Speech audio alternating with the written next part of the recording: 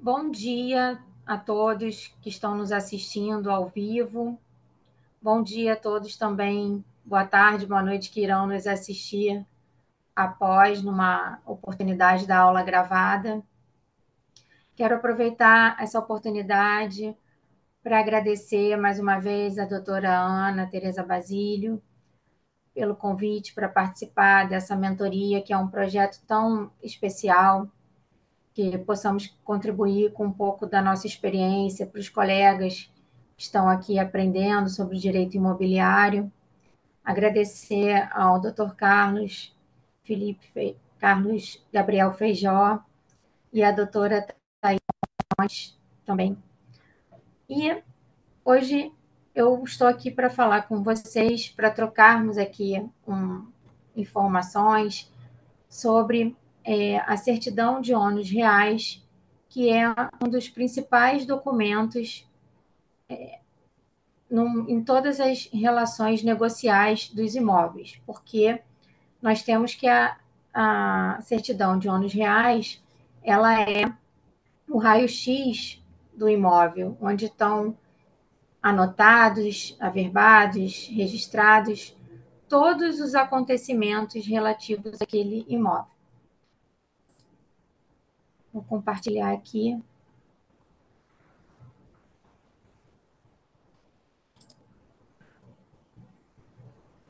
Thaís, você pode me dizer se está aparecendo? Não, Por não tá gentileza. não. Tem Não está? que vir aqui no Zoom e apertar aquele botão de compartilhar, o verdinho. Tá. Então, acho que agora vamos lá.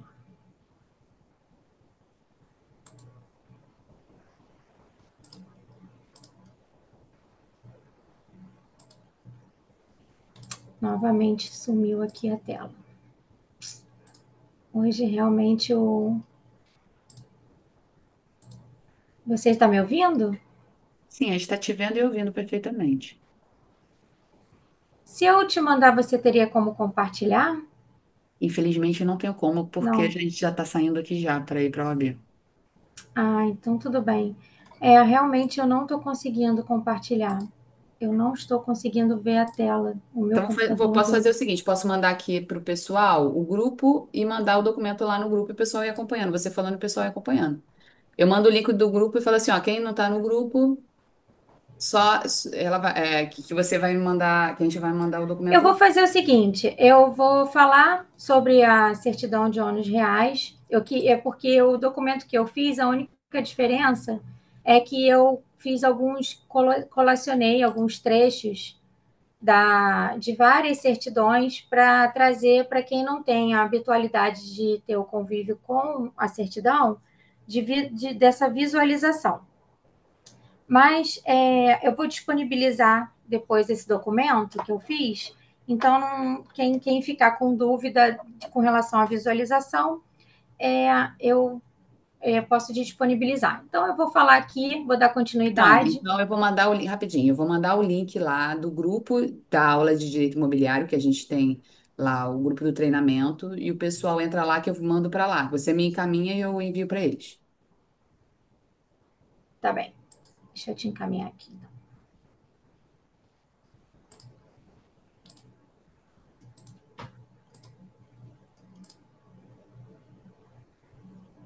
Peço desculpa a todos, porque realmente o meu computador aqui me traiu hoje. Não estou conseguindo compartilhar.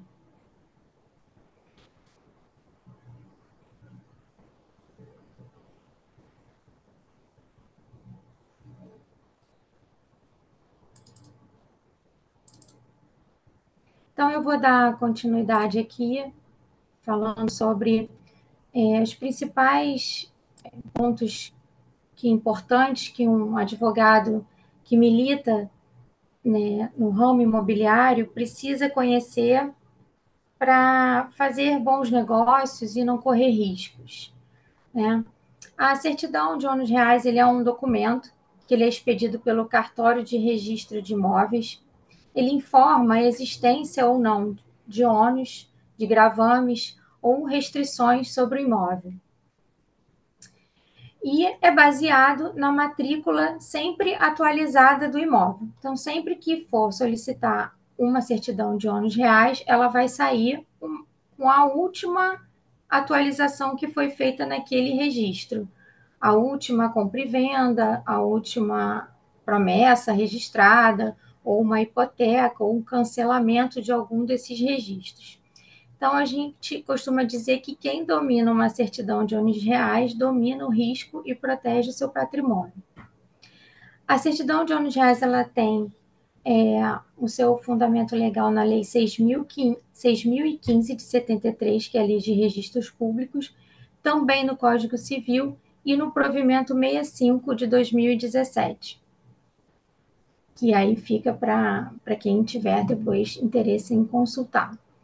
Ela serve para identificar, como eu disse, ônus, ou seja, quando você tem um cliente e esse cliente ele te procura porque ele está interessado em comprar um imóvel e você vai, obviamente, providenciar através da due diligence todas as certidões daquele imóvel, todas as certidões dos vendedores, para verificar se existe algum ônus, se existe algum impedimento, alguma coisa que vá trazer para aquela negociação problemas que possam demorar para efetivar a transmissão da propriedade, ou até mesmo que aquele imóvel venha com encargos financeiros, como dívidas de condomínio, dívidas tributárias, de alguns tributos, como o IPTU, por exemplo.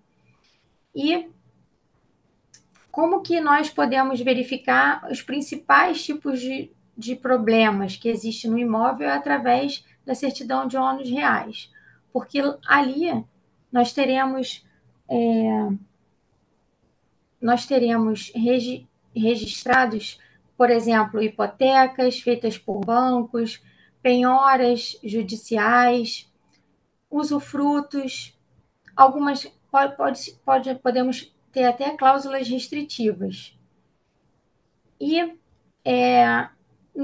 o que usualmente, normalmente, na maioria das vezes, nós temos ali contendo numa certidão de ônus reais. Aqui eu coloquei as questões dos registros, né? De compra e venda, doações, inventários, partilhas, financiamentos bancários. E só que eu vou mostrar a seguir qual o padrão mínimo que é feito uma certidão de ônus reais, né? Que ela tem outras informações do que somente esses registros de compra e venda e de doações e de partilhas. Elas contêm o número da matrícula, a informação completa do imóvel, o nome dos proprietários, e aí eu vou mostrar aqui de forma mais discriminada. O que é a verbação? É o ato de inserir anotações na matrícula do imóvel. A matrícula do imóvel é como se fosse a certidão de nascimento dele, né? O RG do imóvel. Nós temos ali um terreno que não tem matrícula. Então, vai ser feito todo inicialmente um memorial, e aí vai ser registrado esse memorial, vai ter uma construção, vai ser registrada essa construção, e aí ela ganha vida, ela ganha primeiramente o número da matrícula, quando você vai até a prefeitura e diz que você tem ali um terreno que você quer registrar esse terreno, ele vai ganhar uma matrícula, e depois que esse terreno ele tiver uma edificação, ele vai receber uma inscrição municipal para que ele possa ter o IPTU e receber a sua numeração, e se vier a ter depois a construção até de um prédio, né, com apartamentos em condomínio, isso vai ser desmembrado. Eu trouxe até um exemplo aqui de um terreno que na certidão inicialmente era um terreno, era uma casa só, e que foi desmembrado porque foi construído mais uma casa.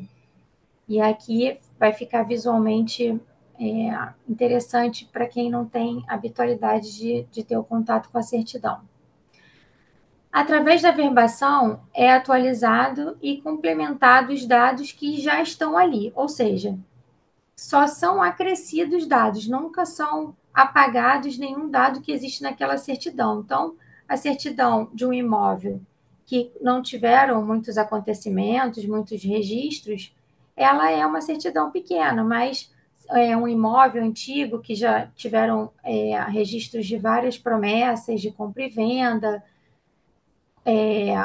por exemplo, um registro, um dos proprietários se divorciou ou foi feito um pacto antinupcial, um dos proprietários faleceu, um dos proprietários vendeu a sua parte, e aí isso vai acrescentando as informações na certidão. Serve também, como eu disse aqui, como exemplo, para averbar a construção, o casamento de algum proprietário, a mudança do nome, uma cessão de direitos, uma regularização da área, por exemplo, era um imóvel que foi feito, era só uma casa, e aí foi feito mais uma piscina e uma churrasqueira e mais uma área gourmet, alguma coisa assim, e isso teve um processo na prefeitura para ser regularizado, depois isso tem que ser, obviamente, registrado também, porque está para ser regularizado toda essa área. Eu vou trazendo sempre algumas frases aqui de efeito, porque ao longo da vida a gente vai ouvindo muito isso no, quando a gente está militando com o direito imobiliário, né? Que a verbação ela é a história viva do imóvel sendo escrita no cartório. E realmente. Aí eu trago aqui alguns tipos de averbação. Penhora judicial, e também tem a extrajudicial, no caso de alienação fiduciária, né? Quando a pessoa está em débito, e aí primeiro se registra, inclusive, a intimação feita pelo cartório,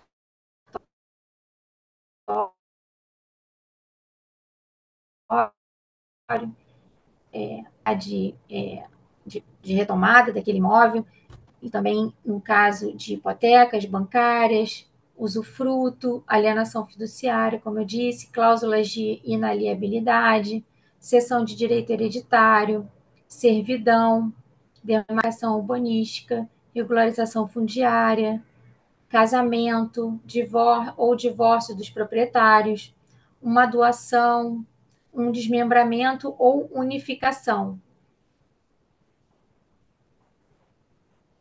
Aí eu trago aqui agora, vou começar a trazer, a partir de agora, algumas informações, e eu venho trazendo aqui as imagens de algumas partes de algumas certidões, para a gente ir falando com calma.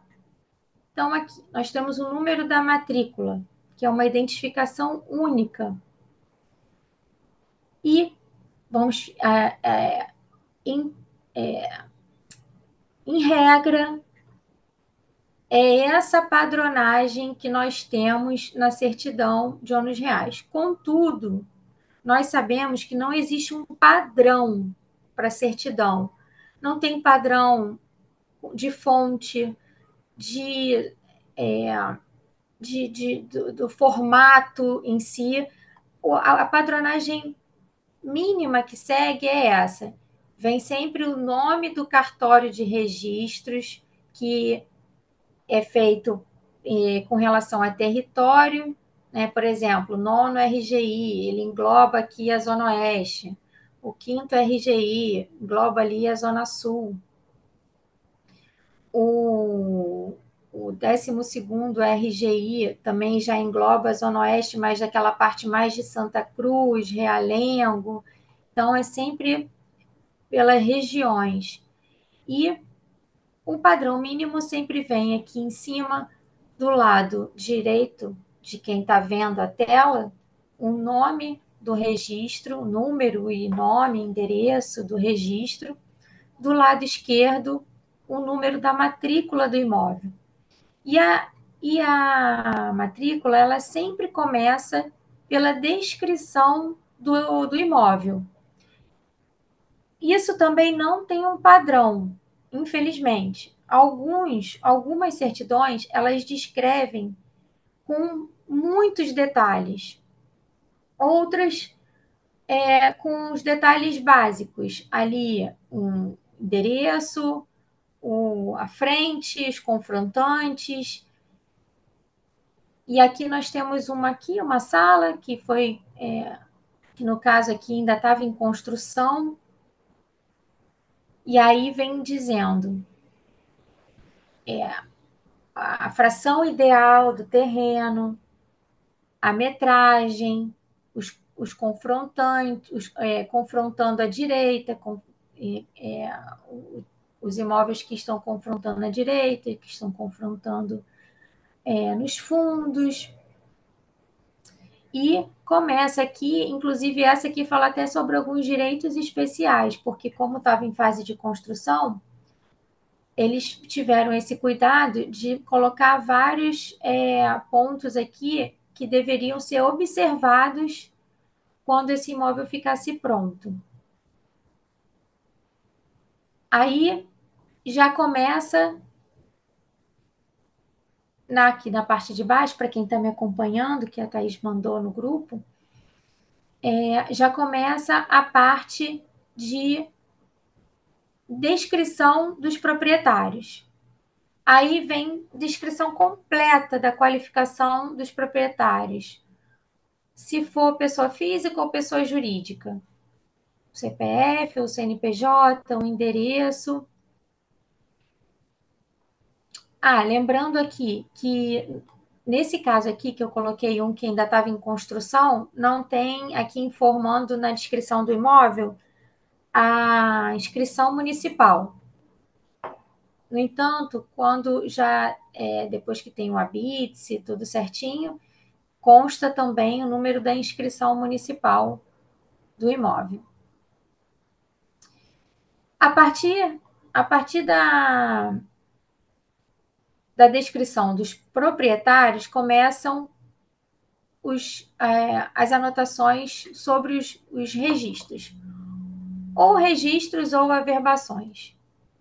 Então, aqui eu tenho um exemplo de um título aquisitivo que foi a transmissão de uma compra e venda. Foi feita aqui no 9º RGI.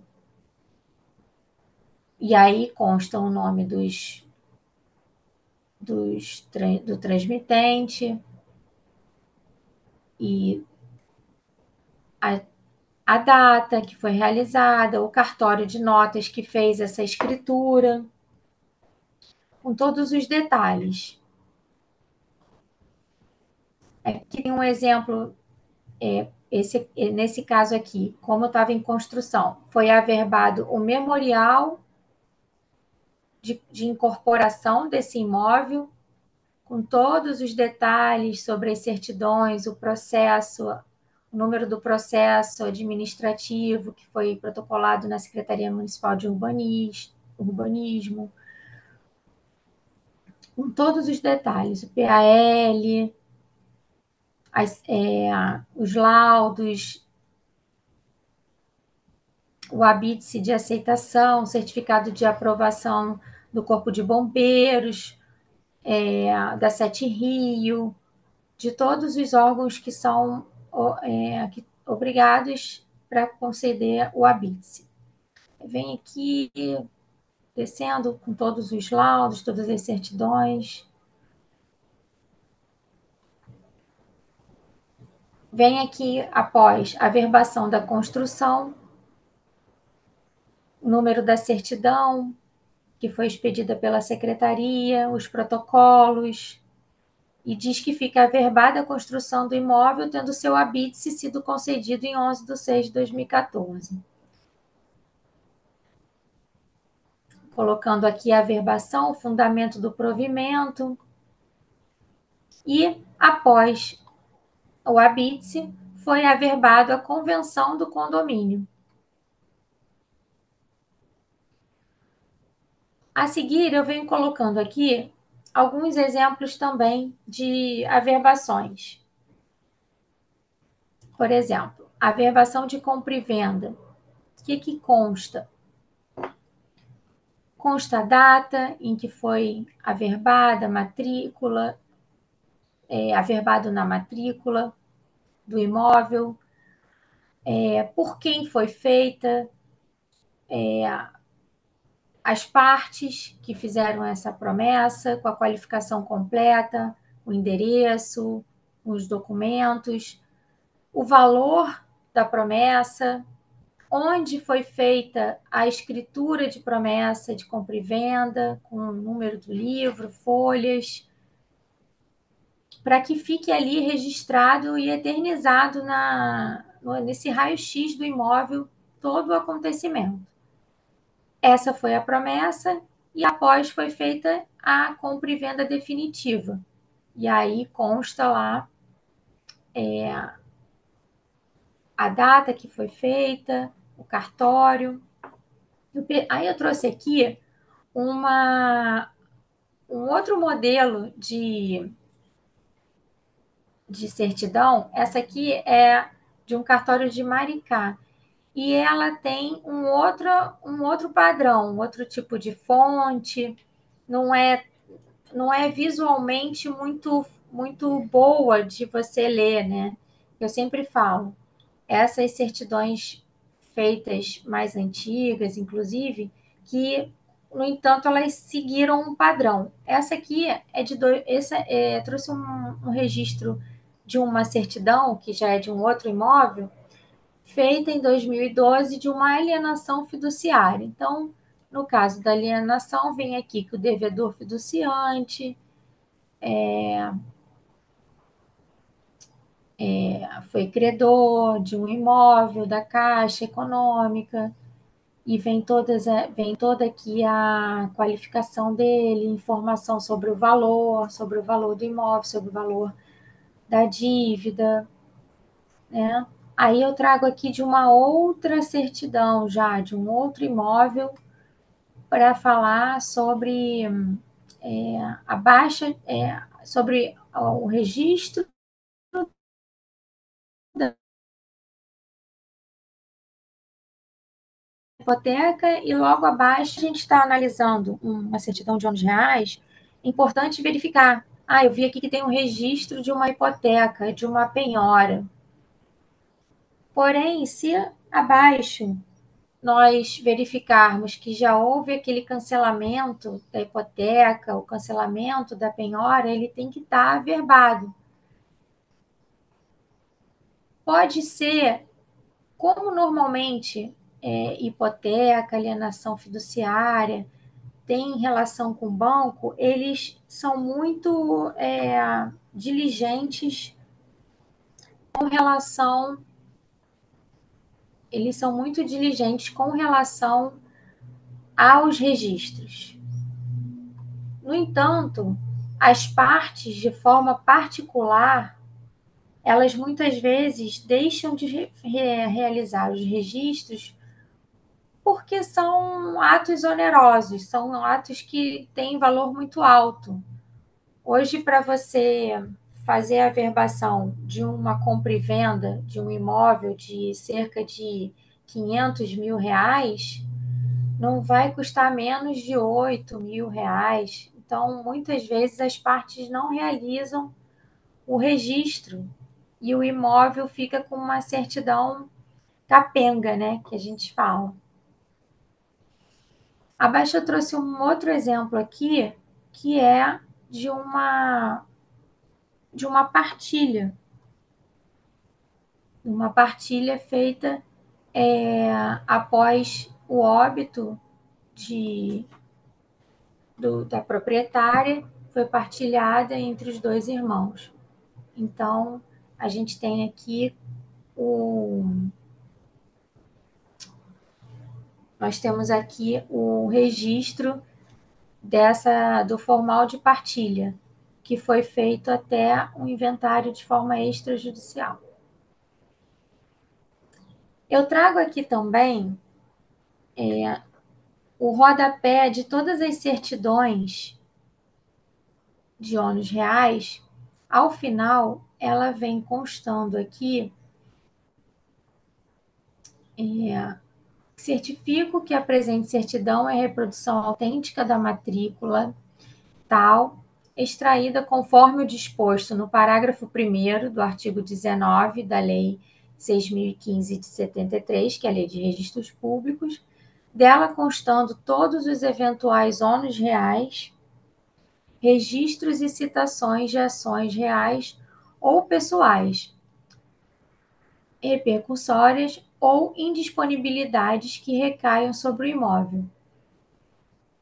E a data da busca, nesse caso aqui foi em 2019. E vem sempre assinado pelo tabelião ou o substituto do tabelião daquele cartório, com a matrícula e a assinatura.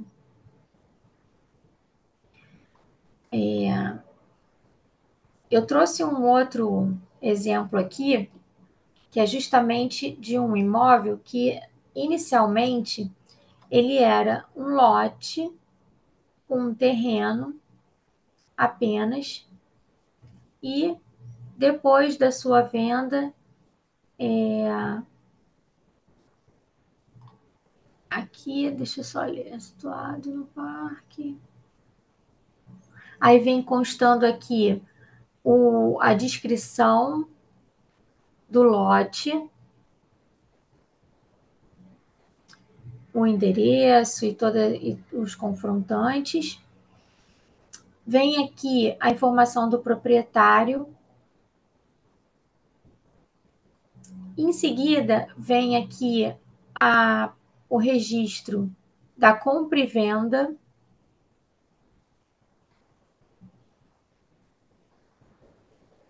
Aí, aqui até um detalhe, ficou consignado aqui um pacto nupcial de um dos compradores, né, depois da compra.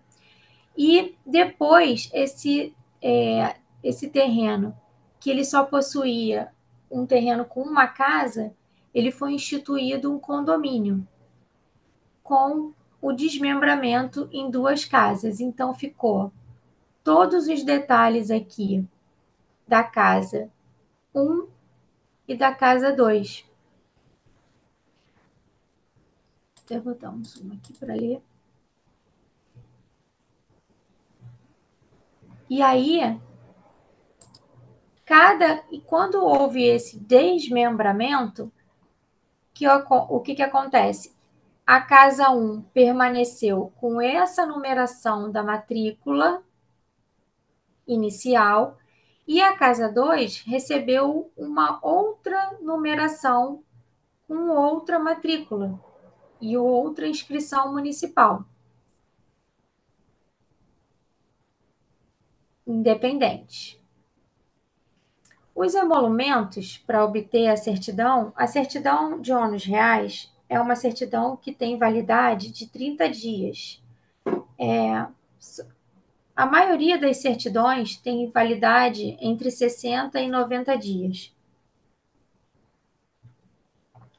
Mas a certidão de ônus reais ela tem validade apenas de 30 dias para fins de utilização de realização de escritura pública, de transações imobiliárias. Então, o que hoje em dia, como esse prazo é muito curto, hoje é possível providenciar pelo e-cartório, nós conseguimos obter a certidão, tanto a certidão para fins de utilização para a escritura, que custa em torno de 146, com as taxas aí uns R$ 150, quanto uma certidão apenas para fins de visualização. Ela vem com uma tarja vermelha, indicando que ela não tem valor jurídico, né? Ela é somente para visualização e ela custa muito menos, ela custa 30 e poucos reais. E assim nós conseguimos obter todas as informações. Por exemplo, você precisa fazer a venda de um imóvel e o comprador ele vai fazer uma alienação fiduciária, ele vai fazer um empréstimo, um financiamento bancário. Esse procedimento do financiamento bancário, ele costuma demorar no mínimo 45 a 60 dias para ele finalizar, para poder ser feita a escritura. E que, na verdade, o contrato de financiamento ele tem força de escritura. Então, primeiro, o vendedor ele levanta, né, todas as certidões, as gratuitas, as pagas, ou advogado contratado pelas partes, ou às vezes até um corretor faz esse trabalho da due diligence, e é entregue todo essa documentação para o banco. No entanto, as partes elas deixam para tirar essa certidão de ônus reais que tem validade, essa que é mais cara, por último. Fica até essa dica aqui, esse conselho. Primeiro tira essa para fins de verificação, para analisar se tem penhora, se tem disponibilidade, se tem alguma hipoteca, se tem alguma doação, algum usufruto, alguma coisa que vai impedir essa venda. E depois, na hora de reunir toda a documentação para entregar no banco, aí sim obtém essa certidão, que tem validade. Eu costumo dizer que toda, toda certidão ela traz um impacto muito grande. Então, um advogado especializado ele nunca pode fazer uma leitura superficial quando for analisar essa certidão de ônus reais para o seu cliente, porque isso pode ser muito oneroso, pode custar até um processo judicial. Então, sempre muito atento. Dependendo da certidão, se é uma certidão muito extensa, se é uma certidão que já passou por muitas averbações, muitas anotações, é cansativo, é extenso, mas tem que passar um pente fino na certidão, para evitar maiores problemas futuros. Erros que eu digo que nunca podem ser cometidos. Confiar apenas em promessa de compra e venda. Você, você tem que ter uma atenção muito específica até no momento, e aí aqui já entrando nessa parte de orientação, a escritura de promessa de compra e venda, ela pode ser feita por particular? Pode, mas eu costumo dizer que não deve. Eu já tive um caso em que as partes, um cliente fez uma promessa de compra e venda particular, foi pago o valor total em parcelas, no entanto, eles nunca fizeram a escritura definitiva pública e ele foi surpreendido com um protesto de 15 anos sem pagar IPTU, com várias execuções fiscais em razão de dívida ativa, o que veio a causar assim transtornos terríveis. E por quê? Porque não, não fez uma escritura com a devida formalidade, por talvez um custo naquele momento ou um desconhecimento, foi feito ali entre as partes uma promessa simples. E quando a gente puxa uma certidão do quinto e sexto distribuidores, vem constando todos os negócios jurídicos realizados ali naquele imóvel. Entre aquela, ou pelo nome das partes, você pode consultar, ou pelo imóvel. E nós não fiz essa busca e não havia nenhuma escritura definitiva.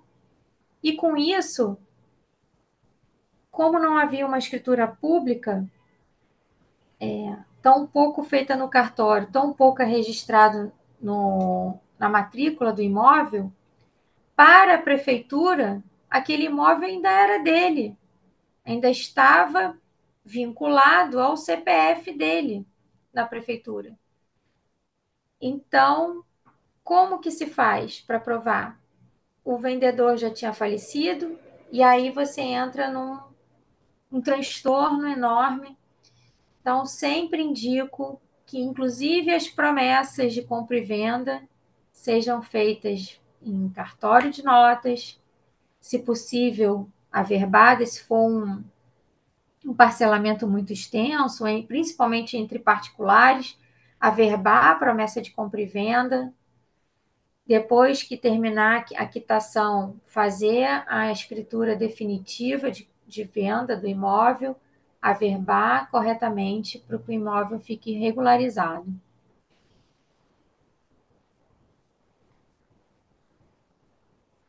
E aqui eu já venho para o final, e eu trago aqui algumas reflexões para reforçar aqui o aprendizado, que eu, como eu disse, eu trouxe para mim todas essas reflexões ao longo da minha carreira, e de que toda matrícula conta uma história, então leia com atenção essa história. Não existe pressa que justifique fechar um negócio no escuro. Não pode fazer, inclusive o sinal, dependendo, sinal nenhum, né, gente? Por não perder dinheiro nenhum. Mas tem imóveis que têm um valor de sinal alto. A pessoa dá o sinal sem nem olhar antes a certidão de ônus reais. Nunca façam isso de forma alguma. A certidão de ônus reais, ele é um escudo jurídico do comprador, com toda certeza, por tudo que eu já disse aqui. E reflita: você confiaria no imóvel sem conhecê-lo por dentro? A gente acontece isso muito comprando em leilão, né? Mas aí a gente está falando de investimento, que é um pouco diferente, mas aqui a gente está dizendo, aqui o que eu quero dizer é que não dá para comprar um imóvel sem conhecê-lo por dentro, a fundo. Aqui é no sentido, não no sentido físico, mas no sentido da história dele, de tudo que ele traz ali registrado.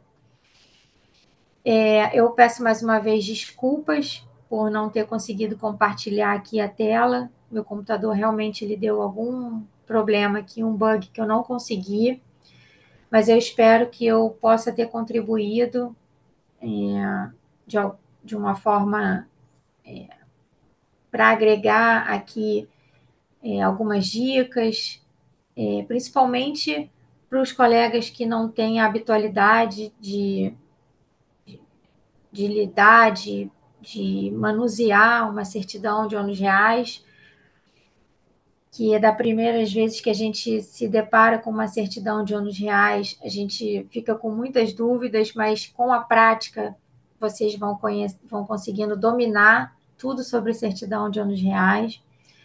Quero agradecer mais uma vez a oportunidade. Eu convido a todos aqui que puderam assistir que me sigam no meu perfil do Instagram, que lá eu também faço conteúdo sobre direito imobiliário e dou muitas dicas sobre direito imobiliário. Por fim, quero agradecer aqui mais uma vez a doutora Ana Tereza por esse projeto maravilhoso de mentoria e fico aqui à disposição. Muito obrigada a todos.